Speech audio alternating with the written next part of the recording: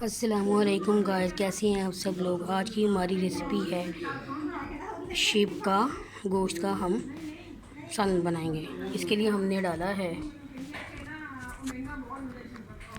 Sheep का ये गोश्त डाला है हमने, और साथ में अदरक लहसुन का पेस्ट और मोटा मोटा डाल के हमने प्याज डाल दिया, और साथ ग्रीन चिली ये इस तरह पहले काट के ये हम उसके अंदर पीस के डालेंगे ताकि फिर मुंह में ना आए।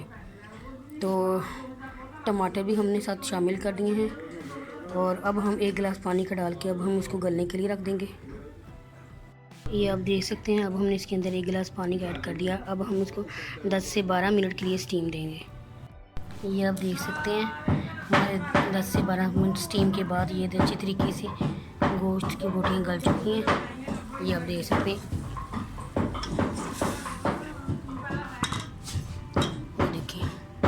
अच्छी तरीके से प्याज, टमाटर, हरी मिर्च गल चुकी है। अब हम ये पानी सुखाएंगे, देन फिर हम इसके अंदर स्पाइसेस शामिल करेंगे। ये जो गोश्त का सूप सा है, इसको हम अच्छे तरीके से ड्राई कर लेंगे।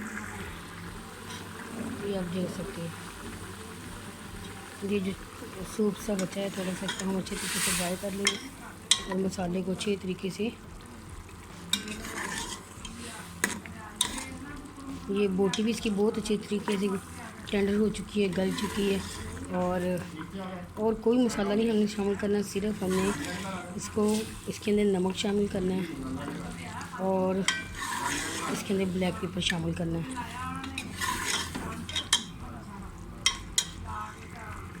इसके अंदर हमने शामिल कर दिया है ब्लैक पेपर और डाल दिया हमने इसके अंदर नमक, और साथ में शामिल कर देंगे 1 टेबलस्पून हल्दी का। ये आप देख सकते हैं, मैंने इसके अंदर डाल दी है ब्लैक पेपर और नमक और 1 टेबलस्पून हल्दी। ये आप इसका मसाला चेक कर सकते हैं। तो अब हम इसकी अच्छी तरीके से बुनाई करेंगे, और क्योंकि इसमें हमने साथ में चर्बी की बोटियाँ भी साथ डाल दी थी, वो हमने निकाली नहीं थी, इससे फिर ऑयल का इस्तेमाल कम होगा। अब हम इसकी बुनाई करेंगे 2 से 3 मिनट के लिए, देन फिर हम डालेंगे इसके अंदर 1 टेबलस्पून ऑयल का। ये आप देख सकते हैं,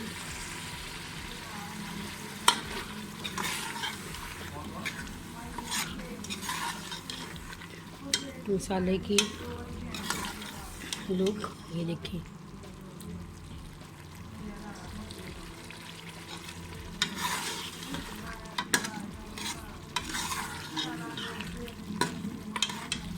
अब हम इसके अंदर डाल देंगे ऑयल।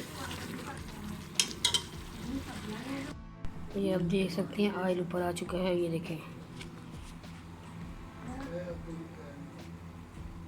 मसाला अच्छी तरीके से भुन चुका है, मैं आपको दिखाती हूँ। ये देखें, ऑयल भी बाहर निकल के आ चुका है।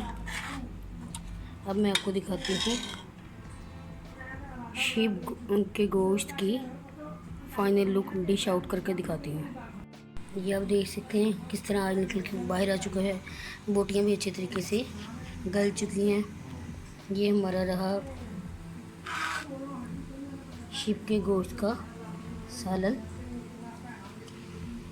इसमें हमने बहुत ज़्यादा मसाले वगैरह कोई ऐड नहीं किए, सिर्फ हमने नमक और काली मिर्च और हल्दी के साथ इसको भुना है।